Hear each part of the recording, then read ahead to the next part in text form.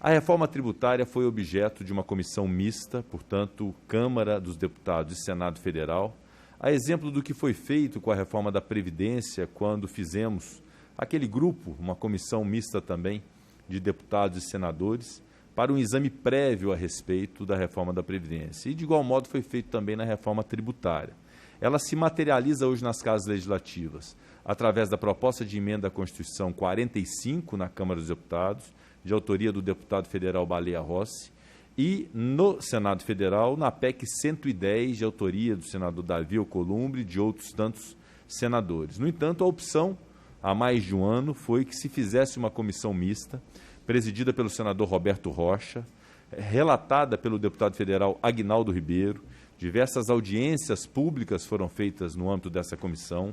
Houve um amadurecimento em torno do que pode ser uma reforma tributária no Brasil, com conceitos da PEC 110 do Senado, da PEC 45 da Câmara e da própria proposta do governo federal, do Ministério da Economia.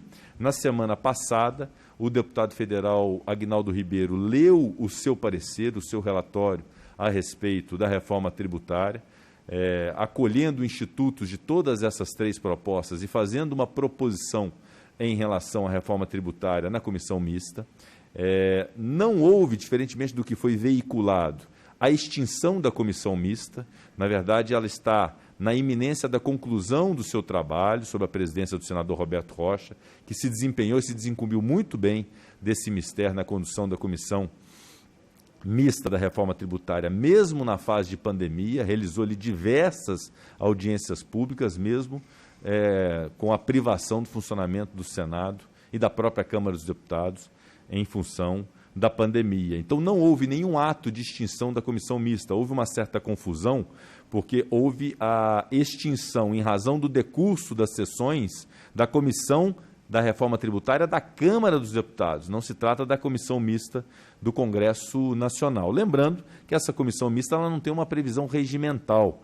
Ela tem um caráter propositivo, que é o trabalho que foi feito pelo deputado Aguinaldo Ribeiro e que será concluído na próxima semana pelo presidente Roberto Rocha. E esta conclusão, então, fará com que esta comissão entregue à Câmara dos Deputados e ao Senado Federal uma proposta de reforma tributária para o Brasil. Portanto, respondendo muito objetivamente à pergunta de Vossa Excelência, não houve a extinção da comissão mista, ela concluirá o seu trabalho e caberão à Câmara dos Deputados e ao Senado Federal a condução da reforma tributária. Aí vem-se um outro momento, que é quanto à forma de se fazer. Se será uma parte na Câmara, uma parte no Senado, se isso será fatiado em razão dos conceitos e dos projetos de lei, da própria proposta de emenda à Constituição entre as casas legislativas.